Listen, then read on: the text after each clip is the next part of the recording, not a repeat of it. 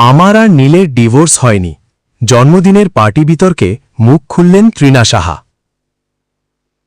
গত কয়েক মাস ধরে টলিপাড়ার অন্যতম আলোচিত বিষয় নীল ভট্টাচার্য এবং তৃণা সাহার সম্পর্ক। আলাদা থাকা, সোশ্যাল মিডিয়ায় একে অপরকে জন্মদিনে প্রকাশ্যে শুভেচ্ছা না জানানো আর নানা জল্পনা, সব মিলিয়ে অনেকেই ধরে নিয়েছিলেন হয়তো তাদের সম্পর্ক ভাঙনের দিকেই এগোচ্ছে।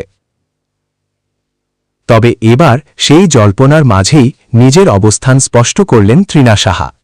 এক সাক্ষাৎকারে অভিনেত্রী জানিয়েছেন, আমার আর নীলের ডিভোর্স হয়নি, আমরা এখনও বিবাহিত।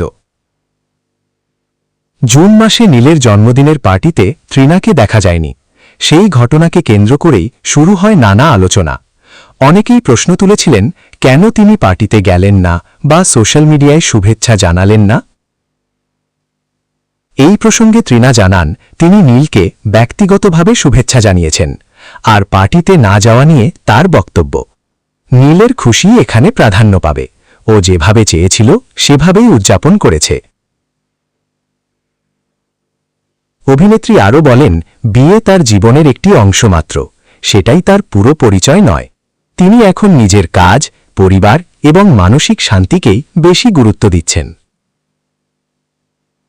তৃণার কথায়, তিনি প্রতিশোধে নয়, কর্মফলে বিশ্বাস করেন।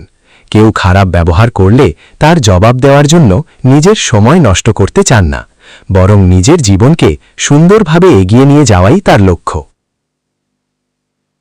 তাই ডিভোর্সের গুঞ্জনের মাঝেও তৃণার স্পষ্ট বার্তা, সম্পর্ক নিয়ে যতই আলোচনা হোক, এখনও তাদের বিচ্ছেদ হয়নি।